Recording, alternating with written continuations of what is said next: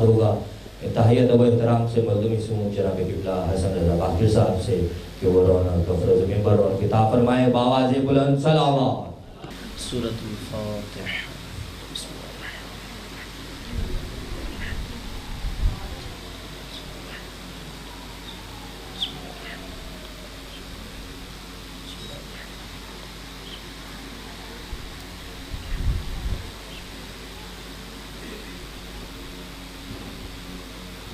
اس عبادت کی قبولیت کے لیے بلند تر صلوات.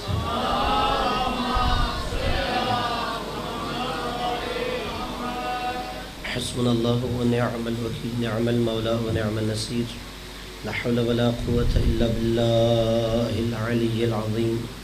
اعوذ باللہ السمیع العلیم من الشیطان اللعین الرجیم. بسم اللہ الرحمن الرحیم. الحمد للہ الذی نور قلوبنا بنور الایمان وبصر اعیننا بضوء الفرقان، والشکر لک یا ذا الفضل والاحسان. الصلاة والسلام علی الذی جعلته نبیا فی اول ایجاد الکون والمکان، ثم غبسته الف عام فی بحور العلم والبرهان. ثم الصلاة والسلام على ناصر شريعته وقاضي دينه ومنفذ أحكامه والمروج للإيمان والمدمر لأهل الكفر والفسوق والعصيان. ثم الصلاة والسلام على زوجته التي نزل في تزويجها القرآن، حيث قال سبحانه وتعالى مرج البحرين يلتقيان. ثم الصلاة والسلام على اللؤلؤ والمرجان، بالخصوص على إمامين وهمامين والسعيدين والشريفين واسمهما الحسنان.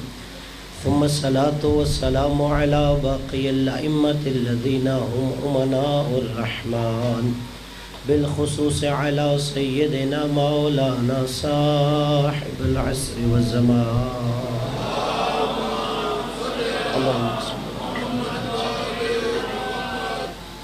صلوات اللہ علی محبیہم ولعنت اللہ علی مبغضیہم فی کل حین وأوان. اما بعد فقد قال اللہ سبحانہ وتعالی فی کتابہ الفرقان. بسم اللہ الرحمن الرحیم. ثم اورثنا الكتاب الذین اصطفینا من عبادنا. ووضع بلند صلوات.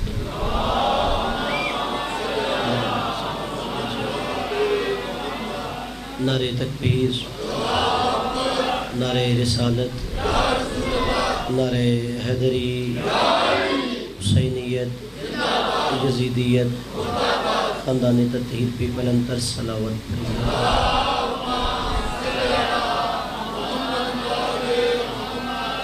دوحے خالق کائنات ہم سب کا یہاں جمع ہونا اپنی بارگاہ میں عبادت میں شمار فرمائے. اب جو دعائیں حاجات لے کے آئے مالک ذکر کے صدقے میں مستجاب فرمائے.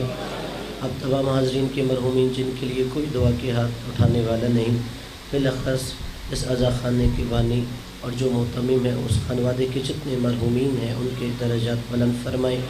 ہم سب کو دنیا میں مولا حسین کی زیارت، آخرت میں شفاعت نصیب فرمائے.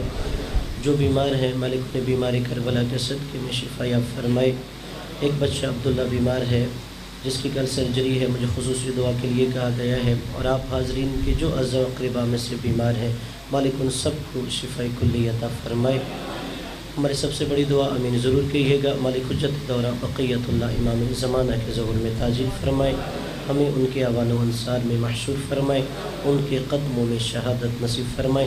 اپنی اپنی دعاؤں کی قبولیت کے لیے بلند تر صلوات. اللہم صلی علی محمد و علی عزیزان گرامی، صاحبان ذی وقار، برادران اسلام، محبان اہل بیت علیہ السلام، آج 7 صفر المظفر کی یہ مجلس عزا جس میں میں نے کل جو موضوع سخن قرار دیا تھا کہ وارثان قرآن کے حوالے سے جو اللہ نے سورہ فاطر میں ارشاد فرمایا ثم اورثنا الکتاب الذین اصطفینا من عبادنا، کہ پھر ہم نے اس قرآن کے کچھ وارث بنائے ہیں اور یہ وارث وہ ہیں کہ جنہیں ہم نے اپنے بندوں میں سے چن لیا ہے۔ اور کل میں نے یہاں پہ بات چھوڑی تھی کہ اللہ نے سورہ آل عمران میں بتایا اللہ نے کس کس کو چنا ہے، اور بات یہاں پہ تھی کہ وہ آل عمران کہ جس کی نسل قیامت تک رہے گی، اللہ نے اس آل عمران کو چن لیا تھا۔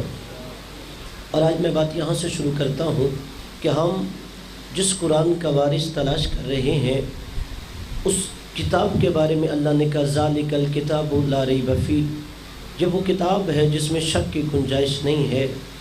ھدی للمتقین، یہ کتاب ہدایت ہے، لیکن ہدایت کسے دیتی ہے؟ جو متقی ہوتا ہے، جو صاحب تقوی ہوتا ہے۔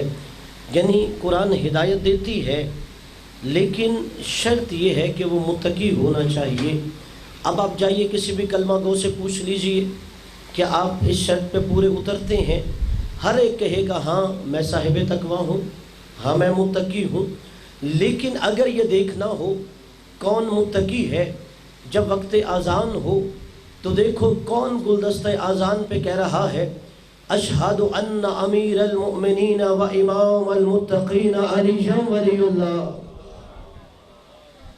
کہ متقی کی ایک شرط یہ ہے اس کا امام علی ہونا چاہیے۔ تو گویا قرآن کہہ رہا ہے کہ یہ ہدایت اسی کو دیتا ہے جو اپنا امام علی کو مان رہا ہوتا ہے۔ میں اور اپنے بچوں کے لیے جملہ آسان کر دیتا ہوں۔ پہلا کہا ھدی للمتقین، کہ یہ کتاب ہدایت ہے صاحبان تقوی کے لیے۔ پھر کہ یہ صاحبان تقوی کون ہیں؟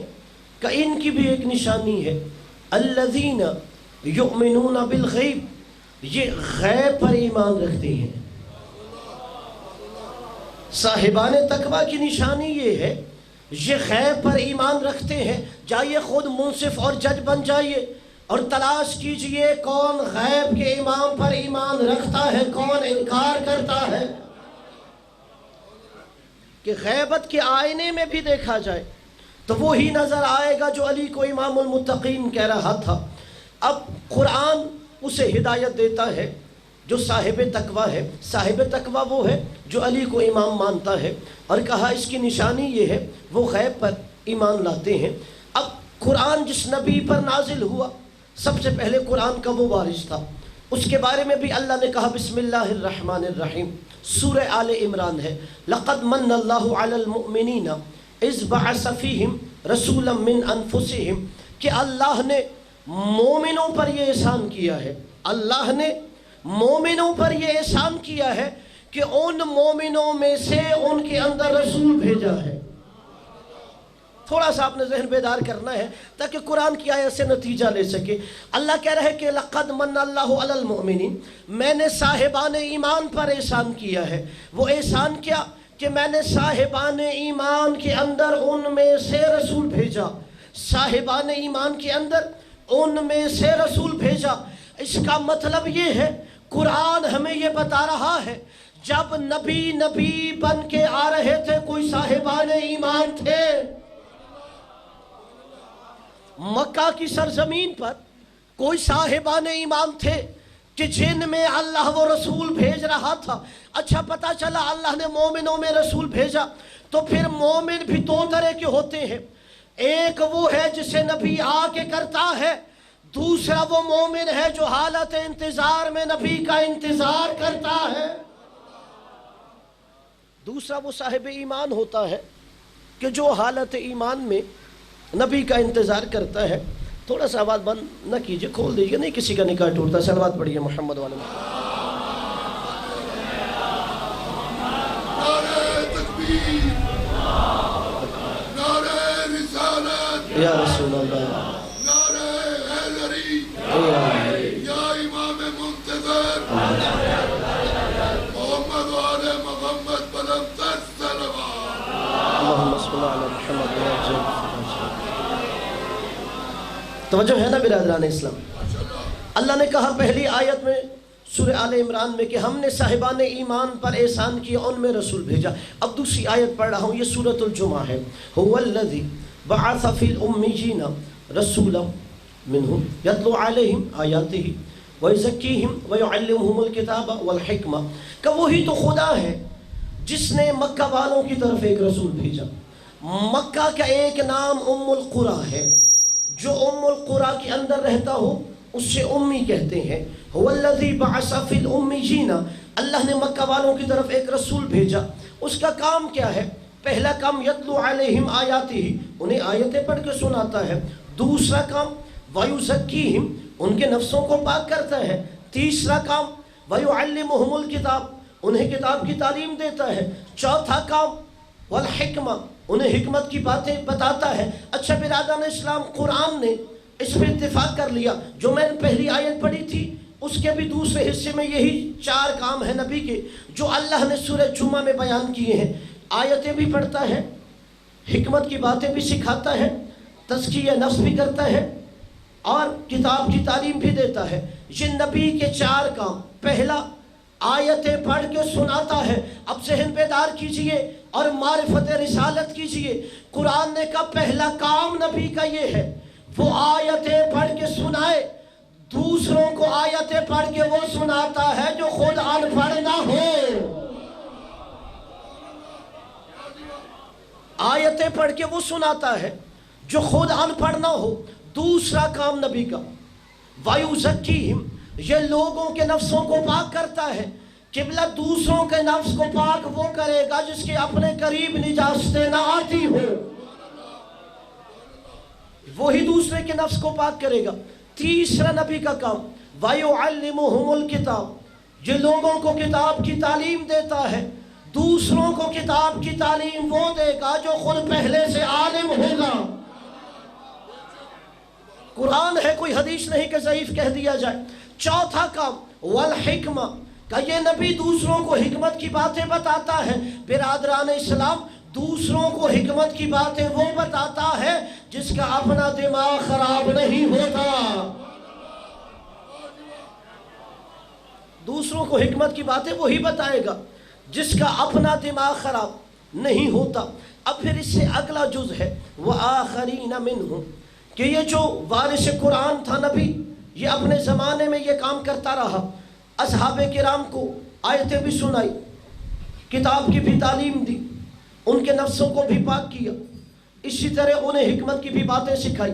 اگلا جز ہے آیت کا وآخرین منہم لما یلحقوا بہم، یہ وارث قرآن نبی ان لوگوں کی بھی ہدایت کا ذمہ دار ہے جنہوں نے بعد میں آنا ہے. وآخرین منہم، جو بعد میں آئیں گے. لما یلحقوا بہم، نبی کی زیارت نہیں کی. جو نبی کے زمانے میں تھے انہیں نبی آیتیں بھی سنا رہے تھے، نفسوں کو بھی پاک کر رہے تھے، کتاب و حکمت کی تعلیم بھی دے رہے تھے. اب میرا نبی قیامت تک کے آنے والوں کی ہدایت کا ذمہ دار ہے. اور قبلہ یہ تو ہو ہی نہیں سکتا کہ میرا نبی امت کو لاوارث چھوڑ دے، کہ جو نبی ایک رات کے لیے کافروں کی امانتوں کو لاوارث نہیں چھوڑتا. جو ایک رات کے لیے، جو ایک رات کے لیے نبی کافروں کی امانتوں کو لاوارث نہیں چھوڑے، وہ امت کو لاوارث کیسے چھوڑ سکتا ہے؟ میں اور ایک مرحلہ آسان کر دیتا ہوں. نبی امت کو لاوارث نہیں چھوڑ سکتے. تمام علماء اسلام نے اپنی کتابوں میں یہ روایت لکھی ہے کہ نبی غار کے اندر موجود تھے. جبرائیل آئے کہ خدا کہہ رہا ہے کہ میرے حبیب کیا چاہتے ہو؟ نبی نے کہا امتی امتی، مجھے اپنی امت کا خیال ہے. کہ نبی فائش سے عرش پہ چلے گئے. معراج پہ اللہ نے کہا میرے حبیب کیا چاہتے ہو؟ نبی نے کہا امتی امتی، مجھے اپنی امت کا خیال ہے. اچھا، جو نبی فرش سے لے کے عرش تک امتی امتی کہتا رہا ہے، کیا وہ امت کو دنیا سے جاتے ہوئے لاوارث چھوڑ جائے گا؟ جس سے امت کا اتنا خیال ہے. اب نبی نے ہدایت کے لیے اہتمام کیا. یہ حدیث نبی نے 7 مواقع پہ ارشاد فرمائی تھی. وہ ہدایت جو قیامت تک ہے، انی تارکن فیکم الثقلین، میں تم میں 2 چیزیں چھوڑ کے جا رہا ہوں. کتاب اللہ وعطرتی اہل بیتی، ایک اللہ کی کتاب ہے، دوسری میری عطرت ہے. عطرت کون ہے؟ وہی جو میرے اہل بیت ہیں. ما ان تمسکتم بہما لن تضلوا بعدی ابدا، اگر دونوں سے متمسک رہو گے کبھی گمراہ نہیں ہوگے۔ اچھا کتنے سال؟ 1 سال، 2 سال، 5 سال کا سنو، نبی گارنٹی دے رہے تھے اگر دونوں سے متمسک رہو گے گمراہ نہیں ہوگے۔ وَلَن يَفْتَرِقَ حَتَّى يَرِدَ عَلَيَّ الْحَوْض، اگر ایک ہاتھ میں دامن قرآن ہو دوسرے میں دامن اہل بیت ہو، یہ دونوں تمہیں میرے پاس حوض کوثر پہ لے آئیں گے۔ اب قیامت تک ہدایت کے لیے کہا، ایک قرآن ہے دوسرے اہل بیت ہے۔ اب یہی آپ کو قرآن اور وارثان قرآن سمجھا رہا ہوں۔ نبی نے کہا انی تارک، میں چھوڑ کے جا رہا ہوں، آپ نے میرے ساتھ شریک سفر رہنا ہے۔ آپ چند سیکنڈز کے لیے بھی کہیں اور چلے گئے تو پھر واپس آنا مشکل ہوگا۔ انی تارک، میں تارک ہوں، چھوڑ کے جا رہا ہوں۔ کس میں؟ فیکم، تم میں۔ کیا؟ ثقلین، 2 گراں قدر چیزیں۔ ایک نبی ہو گئے وہ تارک ہیں، دوسری امت ہو گئی جن میں چھوڑ کے جا رہے ہیں، تیسرا قرآن و اہل بیت چھوڑ کے جا رہے ہیں۔ اس کا مطلب ہے یہ قرآن و اہل بیت امت جیسے نہیں ہیں،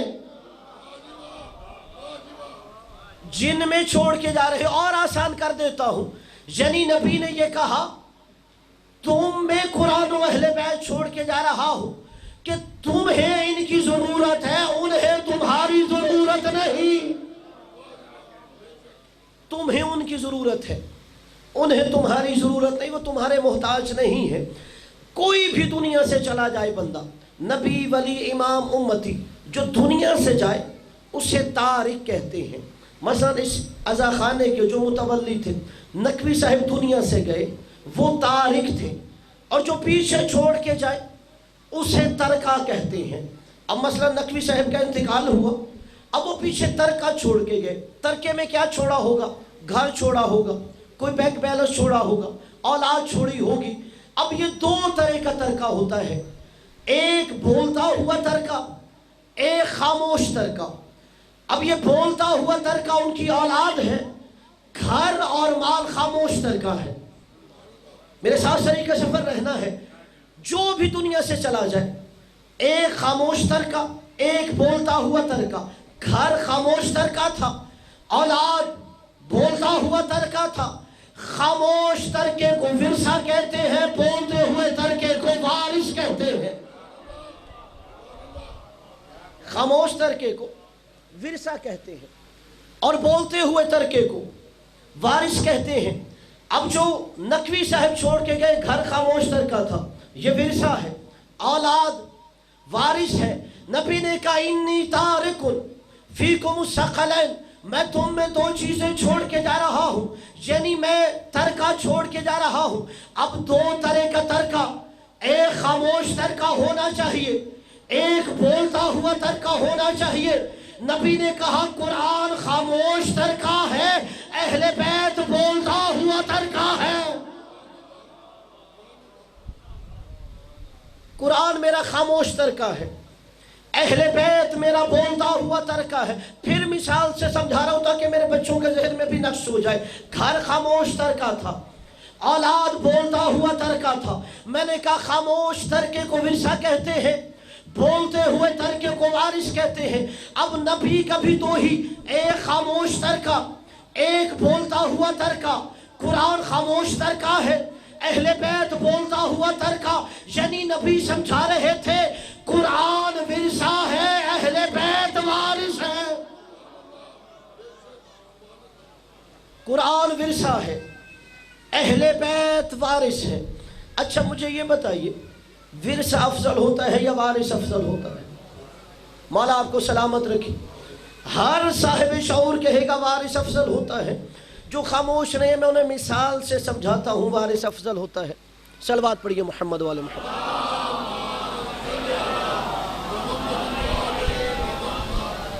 نعرہ تکبیر، اللہ اکبر، نعرہ رسالت، یا رسول اللہ، نعرہ حیدری، یا الہ، محمد والے محمد، بلند تر صلوات۔ اللہم صلی علی محمد و آل محمد وعجل فرجہم۔ ائمہ اہل بیت میں بلند تر صلوات پڑھیے۔ اللہم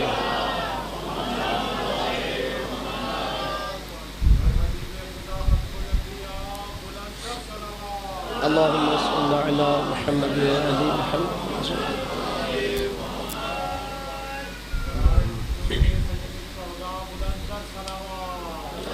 اللهم صل على محمد. آئے ماہ بیت کی ذات پہ بلند تر صلوات پڑھو. اللہم صل. پریشان تو نہیں ہو گئے؟ پریشان ہونا بھی نہیں، یہ لوگوں کا بنایا ہوا ہے، اور ہم یہی کہتے ہیں کہ لوگوں کے بنائے ہوئے کا کوئی اعتبار نہیں ہوتا. تو دو طرح کے ہوتے ہیں، ایک خاموش ترکہ ہوتا ہے، ایک بولتا ہوا ترکہ ہوتا ہے. گھر خاموش ترکہ ہے، اولاد بولتا ہوا ترکہ ہے. جو خاموش ترکہ ہے وہ ورثہ ہے، جو بولتا ہوا ترکہ ہے وہ وارث ہے. نبی نے کہا قرآن میرا خاموش ترکہ، اہل بیت بولتا ہوا ترکہ. یعنی قرآن ورثہ ہے، اہل بیت وارث ہے. اب ورثہ افضل ہوتا ہے یا وارث افضل ہوتا ہے؟ اب مثلا نقوی صاحب کا انتقال ہوا، اب جیسے انتقال ہوا روزانہ ہر روز ایک بندہ ان کے گھر کے باہر آتا. صلوات پڑھیے محمد والے میں. صلی اللہ محمد وجہ. یعنی ہر روز صلوات پڑھیے محمد والے میں. محمد وجہ الفرج اور دیگر برنتر صلوات.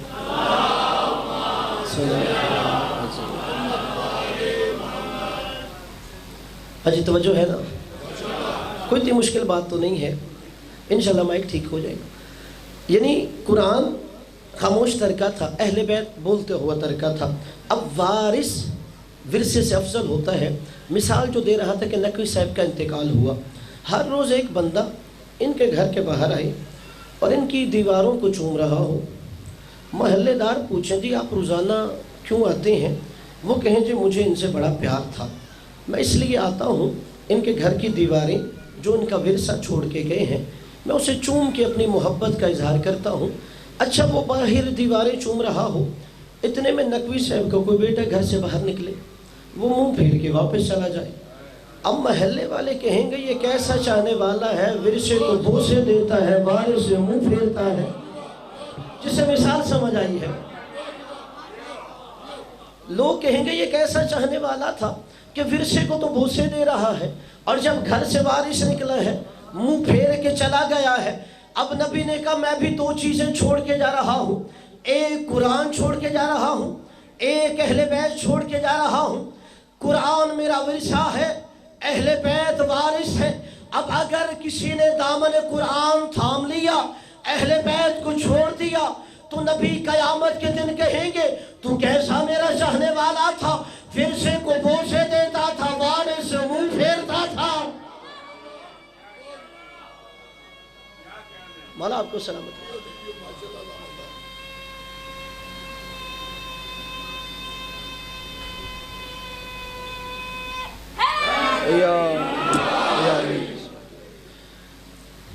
تو یہ کیسا چاہنے والا ہے کہ وارث کو تو بوسے دیتا ہے، ورثے کو منہ پھیرتا ہے. اتنے میں ایک اور میرے دوست کھڑے ہو گئے، انہوں نے کہا حدیث یہ نہیں ہے. نبی نے فرمایا انی تارکن فیکم الثقلین کتاب اللہ والسنتی ما ان تمسکتم بہما لن تضلوا بعدی ابدا ولن یفترقا حتی یرد علی الحوض. یعنی حدیث ساری پہلے والی ہے، اہل بیت کو ہٹا کے وہاں پہ سنت رکھ دیا گیا ہے. چلو اگر یہ بھی حدیث مان لی جائے تو اس کا مطلب ہے کہ نبی امت میں اپنی سنت چھوڑ کے گیا ہے، کسی اور کی نہیں. اگر یہ بھی مان لیا جائے نبی نے کہا میں قرآن کے ساتھ سنت چھوڑ کے جا رہا ہوں، تو نبی اپنی سنت چھوڑ کے جا رہے تھے، کسی اور کی سنت نہیں چھوڑ کے جا رہے تھے. اور نبی نے یہ بتایا ہے کہ تم ان کے محتاج ہو، یہ تمہارے محتاج نہیں ہے. اور میرا ایک وہ دوست جو مجھے اکثر کہتا تھا کہ تم یہ حدیث تو سناتے ہو اہل بیت چھوڑ کے گئے ہیں، یہ حدیث نہیں سناتے سنت چھوڑ کے گئے. تو میں نے اسی سے پوچھا، وہ جو زیادہ سنت مجھے کہتا تھا، میں نے کہا یہ سنت ہوتی کیا ہے؟ اس نے کہا سنت یعنی نبی کا طریقہ. میں نے کہا اچھا سنت یعنی قرآن چھوڑ کے گئے اور نبی اپنا طریقہ چھوڑ کے گئے. میں نے کہا نہیں تھوڑا اور مجھے آسان لفظوں میں بتاؤ. کہ سنت یعنی نبی کی سیرت. نبی نے کہا ایک قرآن چھوڑ کے جا رہا ہوں، دوسری اپنی سیرت چھوڑ کے جا رہا ہوں. میں نے اسے کہا میں نے مجلسیں پڑھنی ہوتی ہیں، مجھے آسان لفظ بتاؤ کہ اگر وہاں پہ کوئی ان پڑھ کی ہو اسے بھی سمجھ آ جائے۔ اس نے کہا سنت کا مطلب ہے نبی کا کردار۔ میں نے کہا اب سمجھ آ گئی۔ نبی نے کہا 2 چیزیں چھوڑ کے جا رہا ہوں، ایک قرآن چھوڑ کے جا رہا ہوں، دوسرا اپنا کردار چھوڑ کے جا رہا ہوں۔ برادران اسلام پھر کہہ رہا ہوں، نبی نے کہا 2 چیزیں چھوڑ کے جا رہا ہوں، ایک قرآن، دوسرا اپنا کردار۔ اس کا مطلب یہ ہے کہ نبی 2 چیزیں چھوڑ کے گیا، ایک قرآن ہے، ایک نبی کا کردار ہے۔ اس کا مطلب ہے اب نبی کے بعد وہ بندے تلاش کرو جن کا کردار محمد کے کردار جیسا ہو۔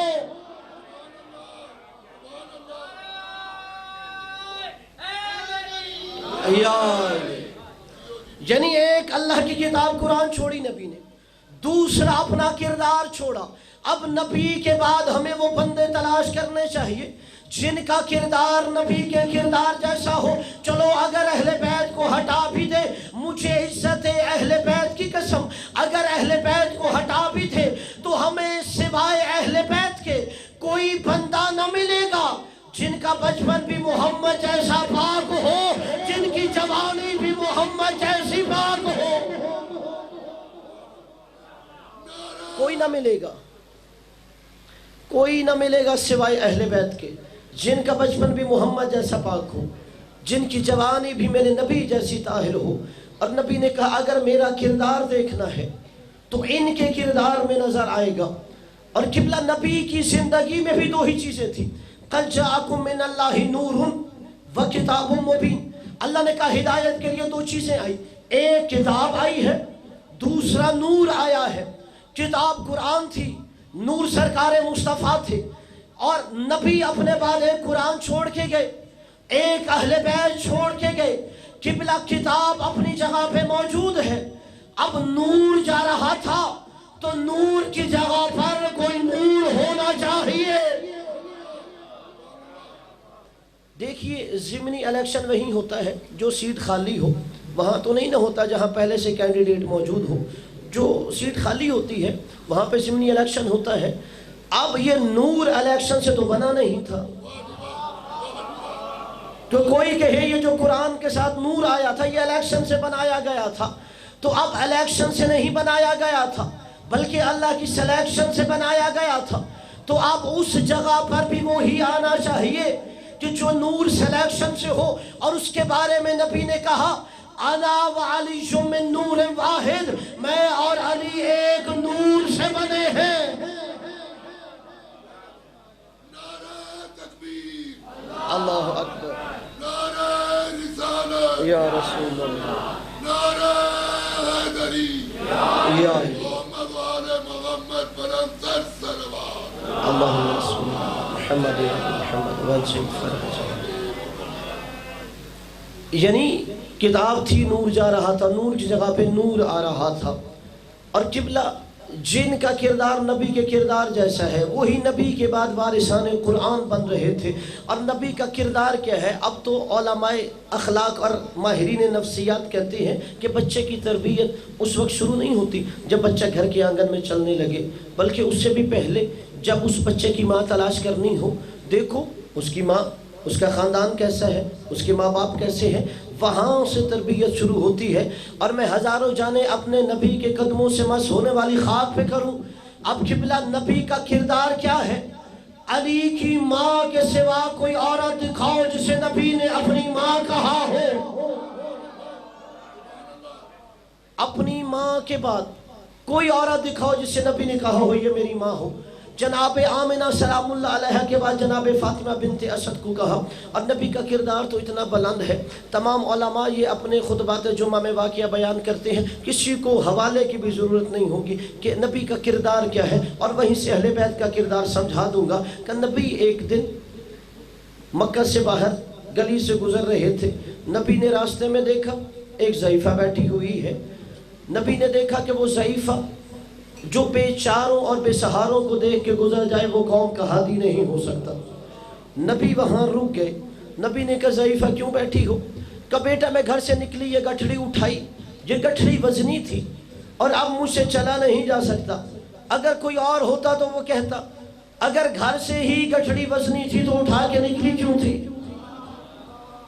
لیکن نبی نے کہا اگر میں تمہاری یہ گٹھڑی اٹھا کے تمہیں تمہاری منزل تک پہنچا دوں، کہا بیٹا میں تمہارا شکریہ ادا کروں گی۔ اب قبلہ یطہرکم تطہیرا کے مصداق نبی نے کافرہ بڑھیا کی کافرہ گٹھڑی کو سر پہ اٹھا لیا۔ یطہرکم تطہیرا کے مصداق نبی نے اس کافرہ کی گٹھڑی کو سر پہ اٹھا لیا۔ اب نبی آگے آگے چل رہے، وہ ضعیفہ پیچھے پیچھے چل رہی تھی۔ اب قبلہ عرب کی گرمی، اب جیسے ہی نبی چلے، نبی کے بدن سے پسینہ زمین پہ گرا، اس ضعیفہ نے نبی کے بدن سے پسینہ گرتا دیکھا، فوراً پہلا جملہ کہتی ہے بیٹا تیری رگوں میں کسی شریف باپ کا خون ہے، بیٹا تیری رگوں میں کسی شریف باپ کا خون ہے، تو نے کسی نیک ماں کا دودھ پیا ہے۔ اچھا قبلہ ابھی کافرہ کو یہ معرفت نہیں یہ کون میرے آگے چل رہا ہے، صرف 2 قدم چلی ہے اور اسے یہ پتا چل گیا ہے، میں کہوں گا ان لوگوں سے یہ کافرہ بہتر ہے جو نعوذ باللہ یہ کہتے ہیں کہ ہمارے نبی کے ماں باپ نعوذ باللہ ثم نعوذ باللہ کہ وہ کہیں عذاب میں مبتلا ہے۔ وہ کافرہ 2 قدم چلی تھی اور اسے یہ پتا چل گیا تھا محمد کی ماں بھی بے عیب ہے، باپ بھی بے عیب ہے۔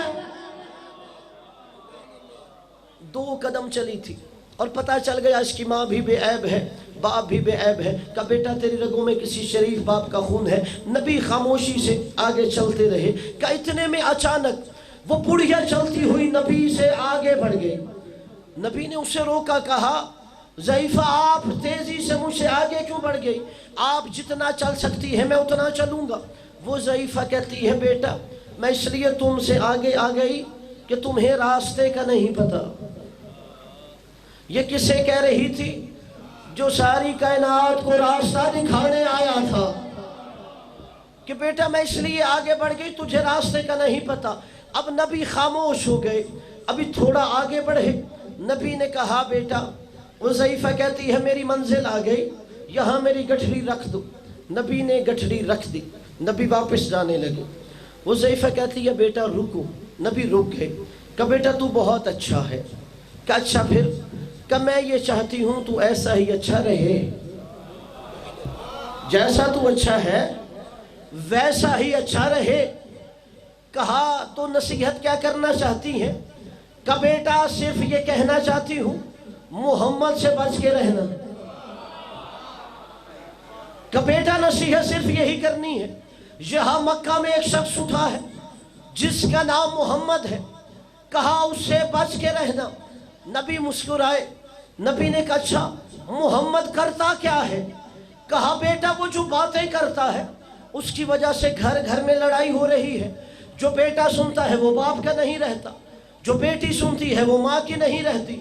حالت یہ ہو گئی ہے اب لوگ بہنوئی بھی قتل کرنا چاہتے ہیں اس کی باتیں سننے کے بعد۔ اب حالات یہاں تک پہنچ گئے ہیں، بس تم نے اس سے بچ کے رہنا ہے۔ کہ وہ کہتا کیا ہے؟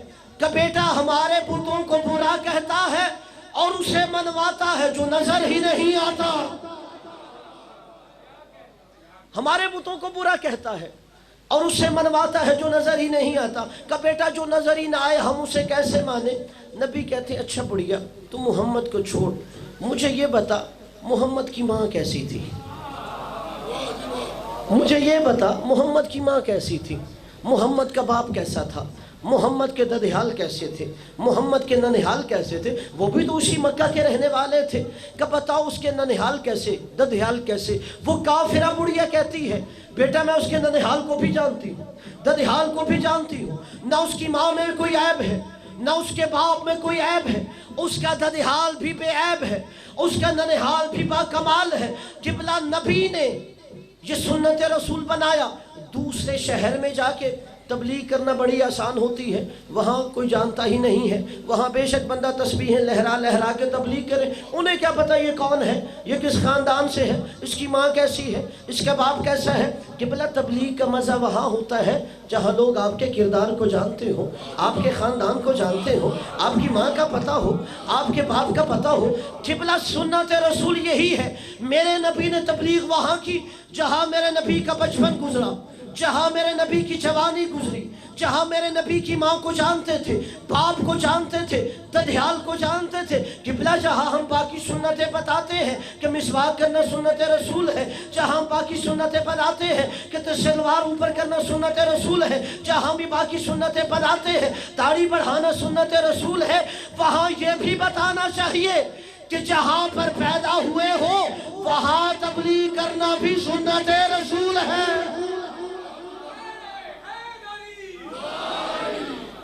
نعرہ تکبیر، نعرہ رسالت، نعرہ حیدری، محمد وعلی محمد بلند صلوات۔ اللہم صلی علی محمد وعلی محمد وجل فرجہ۔ کہ نبی کا کردار یہ ہے، نبی نے وہاں تبلیغ کی جہاں بچپن گزرا، جوانی گزری، سارے خاندان کو جانتے ہیں، اور نبی نے کہا یہ بھی سنت رسول ہے، وہاں تبلیغ کرو نا جہاں تمہارا بچپن گزرا ہو، جوانی گزری ہو۔ اور ہم اس سنت پہ عمل کرنے کی بجائے ہم اس سنت کی الٹ کرتے ہیں، ہم لاہور والوں کو پشاور بھیج دیتے ہیں، پشاور والوں کو ملتان بھیج دیتے ہیں، ملتان والوں کو کوئٹہ بھیج دیتے ہیں کہ وہاں تمہیں کوئی نہیں جانتا، یہاں ہمیں کوئی نہیں جانتا۔ لیکن نبی نے کہا سنت یہ ہے وہاں تبلیغ کرو جہاں بچپن گزرا، جوانی گزری۔ اب جب کہہ دیا نا کہ اس کے ددھیال میں بھی عیب نہیں ہے، ننہال میں بھی عیب نہیں ہے، جب کردار کی گواہی لے لی تو اب سرکار مصطفیٰ فرماتے ہیں جس محمد سے مجھے بچنے کی نصیحت کر رہی ہو وہ محمد کوئی اور نہیں، تمہارے سامنے کھڑا ہے۔ قافلہ نے کٹھڑی اٹھائی، دیوار پہ دے کے مار کہتی ہے بیٹا سارا مکہ جھوٹ بولتا ہے، تیرے جیسا کائنات میں ہے ہی کوئی نہیں۔ میرے نبی کا کردار۔ مولا آپ کو سلامت کہا بیٹا سارا مکہ جھوٹ بولتا ہے، تیرے جیسا ہے ہی با کردار کوئی نہیں۔ تو گویا ایک عورت نبی سے گھر سے چلی تو دشمن تھی، میرے نبی نے اسے بحفاظت واپس پہنچا دیا، تو اب انہی کو وارثان قرآن اور انہی کو نبی کے کردار پہ ماننا پڑے گا کہ جن کے کردار میں نبی کا کردار نظر آئے۔ اگر کوئی گھر سے چلے تو دشمن ہو یا اس دشمن کو بھی بحفاظت گھر پہنچا دیتے ہو، کہ جن میں نبی کا کردار نظر آتا ہو وہی نبی کے بعد وارث قرآن ہے۔ اور قبلہ جو وارث قرآن ہے ہم نے اس سے لینا کیا ہے؟ قرآن لینا ہے، اور جس سے قرآن لینا ہے یہ وہی ہوگا نا جس کا سینہ علم کا سمندر ہوگا۔ اور قبلہ ہم نے نبی کے بعد سب سے پہلا وارث قرآن علی ابن ابی طالب کو مانا ہے، اور علی کے دعوے کی دلیل دے رہا ہوں۔ کتاب کا نام ہے الصواعق المحرقہ، مفتی مکہ ابن حجر مکی نے لکھی ہے کہ علی کے سوا کوئی بندہ دکھائیے جس نے کہا ہو سلونی سلونی قبل ان تفقدونی، جو پوچھنا ہے مجھ سے پوچھ لو اس سے پہلے کہ تم علی کو کھودو۔ انی اعلم طرق السماء بطرق الارض، علی آسمان کے راستے زمین کے راستوں سے بہتر جانتا ہے۔ قبلہ سوائے علی اور اولاد علی کے کسی نے یہ دعویٰ نہیں کیا۔ چلو میں روک کے اپنے بچوں کو ایک جملہ کہہ دیتا ہوں، جب آپ سے کوئی یہ پوچھتا ہے صرف علی سے ہی دین کیوں لیتے ہو نبی کے بعد، تو اس لیے کہ علی کے علاوہ کوئی بندہ ہی نہیں ملتا جو یہ کہے مجھ سے پوچھو۔ علی کے علاوہ کوئی نظر ہی نہیں آتا جس نے کہا ہو سلونی سلونی مجھ سے پوچھو۔ جب کسی نے کہا ہی نہیں تو کسی سے کیسے جا کے پوچھے؟ صرف علی یہ دعویٰ کر رہے تھے جو پوچھنا ہے مجھ سے پوچھ لو۔ علی اور اولاد علی ہی صرف یہ دعویٰ کر سکتے ہیں، علی اور اولاد علی کے علاوہ جس نے بھی یہ دعویٰ کیا ہے وہ دنیا میں رسوا ہوتا ہے۔ بغداد کا سب سے بڑا خطیب سبت ابن جوزی تھا، ایک دن اسے اپنے علم پہ ناز ہوا، اپنی مسجد میں گیا، मिंबर पे खड़ा होके कहता है सुलूनी सुलूनी कबलन तफकिदूनी, जो पूछना है सिब्त इब्न जौज़ी से पूछ लो। इससे पहले सिब्त इब्न जौज़ी न रहे, अब सिब्त इब्न जौज़ी की शूमी किस्मत मस्जिद के साथ वाला घर अली के चाहने वालों का था। उसने मस्जिद में अली वाला दावा कर दिया, जो पूछना है मुझसे पूछ लो।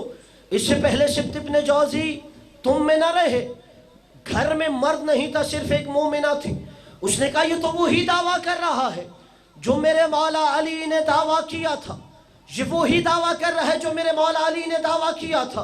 अब मोमिना ने सर पे चादर की, सर पे चादर करके मस्जिद में चली गई।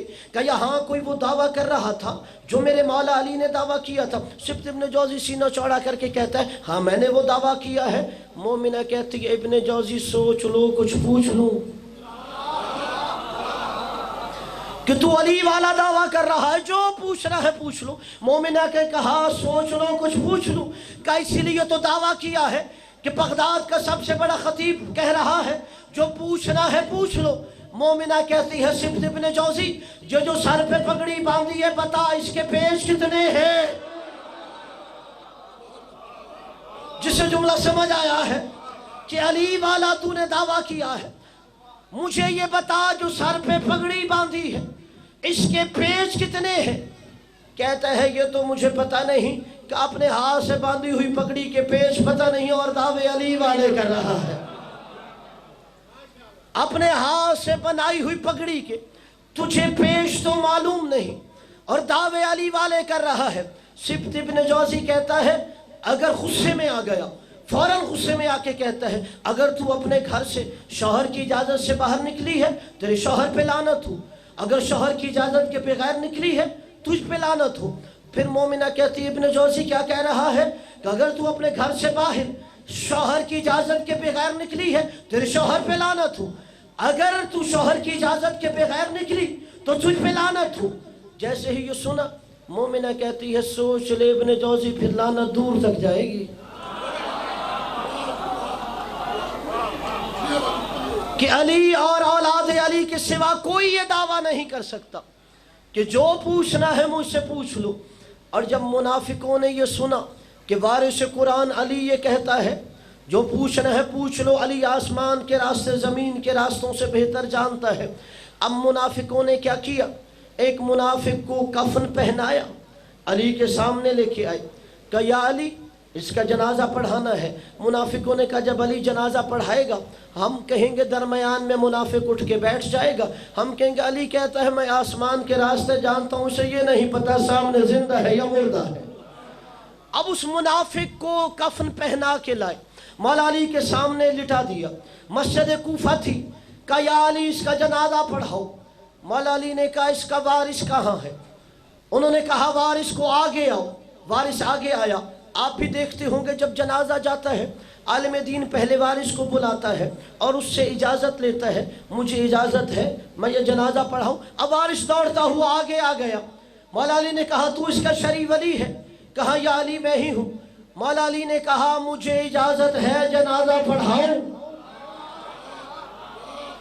वारिस कुरान की मारिफत समझिए, कहा या अली इसीलिए तो आया है जनाजा पढ़ाओ। मौला अली ने कहा सोच लो मैं अली हूँ,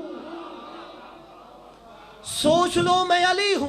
कहा अली इसलिए आया है जनाजा पढ़ाए। मौला ने तीसरी दफा कहा अच्छा इजाजत है जनाजा पढ़ाओ। कहा या अली जनाजा पढ़ाओ। मौला ने कहा कंबर, कजी मौला कंबर, कंबर नमाज जनाजा के लिए सदा लगा, नमाज जनाजा के लिए सदा लगा। अब कंबर ने कहा अस्सलातु लिहाज़ल मय्यित। कंबर ने फिर आवाज लगाई अस्सलातु लिहाज़ल मय्यित। फिर तीसरी दफा आवाज लगाई अस्सलातु लिहाज़ल मय्यित। मौला ने नियत की अल्लाहु अकबर।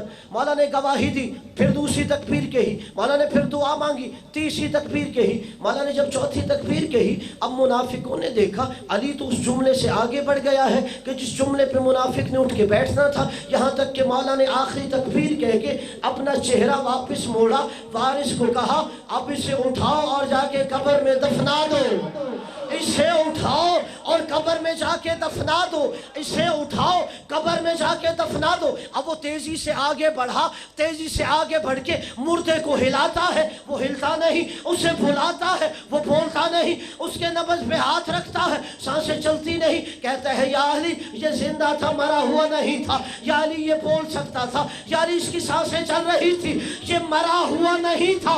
मौला ने कहा आया था तो जिंदा था, आया था तो जिंदा था। अब अली ने जनाजा पढ़ा दिया है, ये मर चुका है। कहा तुम अली का इम्तिहान लेते हो, मौत अल्लाह का अम्र है और अली ओलेल अम्र है। मौला आपको सलामत रखे, मौला आपकी दुआएं मुस्तजाब करे, मौला आपको किसी का मोहताज। कहा तुम अली का इम्तिहान लेते हो कि अली कहता है मैं आसमान के रास्ते जानता हूँ, कि अली को ये नहीं पता होगा सामने जिंदा है या मुर्दा है। अच्छा एक सवाल है अपने बच्चों से, ये मुनाफिक मरा कब था? ये मुनाफिक मरा कब था? जब मौला अली ने तकबीर कही तब? या कंबर ने जब कहा सलातु लिहाज़ल मय्यत? ये मरा कब था?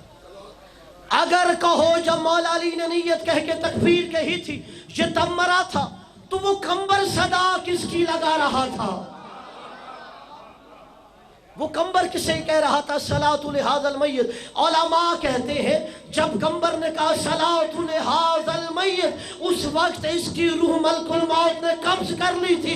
अब लोग अली की बात करते हैं तो अली बता रहा था अली का गुलाम कंबर भी ऐसे मुनाफिकों को मार देता है। अली का गुलाम कंबर भी कि जब अली के गुलाम कंबर ने कहा सलातु लिहाज़ल मय्यत, तो अल्लाह ने हुक्म दिया मलकुल मौत इसकी रूह कब्ज कर ले। तो वारिश कुरान वो होता है कि जिसका सीना इल्म का समंदर होता है, और हमें यही फ़ख्र है कि हम दीन नबी के बाद वारिश कुरान के दरवाजे से लेते हैं। और अली ने कहा मुझसे पूछो जो पूछना चाहते हो, इसलिए उन्हीं के दरवाजे पे जाते हैं। और अजीज़ दोस्तों बुज़ुर्गों, जब भी कुरान पढ़ो तो वारिसाने कुरान का शुक्रिया ज़रूर अदा किया करो कि आज अगर आप और मैं कुरान की तिलावत कर रहे हैं तो ये वारिसाने कुरान की कुर्बानियों का सदका है। और कोशिश किया करो हर रोज़ कम अज़ कम कुरान को एक दफ़ा उठा के बोसा दे के सीने से ज़रूर लगाया करो, इसलिए कि तुम्हारा दिल इससे भी नूरानी हो जाएगा। और अगर इससे आगे बढ़ जाए कम अज़ कम एक आयत से शुरू कर दो कि एक दफ़ा कुरान की ज़ियारत ज़रूर किया करो, इसलिए कुरान तुम्हें वारिस कुरान के करीब कर देगा और वारिस कुरान तुम्हें कुरान के करीब कर देगा। कल मैंने एक रिवायत की तरफ इशारा किया था, आज मैं वो रिवायत पूरी सुना देता हूँ कि जब शाम के बाज़ार में मेरे चौथे इमाम गुजर रहे थे, एक शख्स ने मेरे मौला सैयद साजिदीन की शान में गुस्ताखी की। मौला ने कहा तू मेरी शान में गुस्ताखी न कर, तू कारी कुरान मालूम होता है। वो जसारत करके कहता है आप क्या जानो कुरान क्या है। मौला ने कहा अच्छा। मौला ने कहा तूने कुरान में आयत विलायत पढ़ी है? कहता है हाँ मैंने पढ़ी है।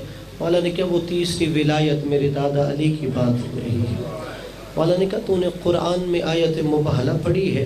कहा आपका मुबहला वालों से क्या ताल्लुक़? मौला ने कहा वो मेरा ख़ानदान ही मैदान मुबहला में जा रहा था। मौला ने कहा तूने कुरान में आयत मवद्दत पढ़ी है? कहा आपका साहिबान मवद्दत से क्या ताल्लुक़? मौला ने कहा नबी जिनकी मवद्दत मांग रहा था वो हमारा ही घराना था। मौला ने कहा तूने कुरान में आयत ततहीर पढ़ी है? कहा आपका चादर ततहीर वालों से क्या ताल्लुक़? मौला ने कहा चादर ततहीर मेरी दादी ज़हरा की चादर में नाजिल हो रही थी। अदादारो जैसे ही उसने ये सुना मौला के कदमों में गिर गया। कहा हमें तो बताया गया था कोई बाग़ी मारा गया है, یہ تو وارثان قرآن کا گھرانہ اجاڑا گیا ہے۔ حضرت اتنا کہنے کے بعد وہ واپس مڑنا چاہتا تھا۔ مولا نے کہا اگر تیرے دل میں ہماری اب محبت پیدا ہو گئی ہے تو پیچھے مڑ کے نہ دیکھنا۔ کہا کیوں، کیا ہوا؟ کہ پیچھے اس کی بیٹیاں بے مکن و چادر ہے جس کا جنازہ رات کی تاریکی میں اٹھایا گیا۔ اجرکم علی الزہر، مولا آپ کی آنکھوں پہ رحم کرے۔ حضرت بس دو روایتیں، وہ جو وارث قرآن نو کے نیزہ پہ قرآن سنا رہا تھا اس کی یتیمہ کی مصیبت کی سن لیجئے۔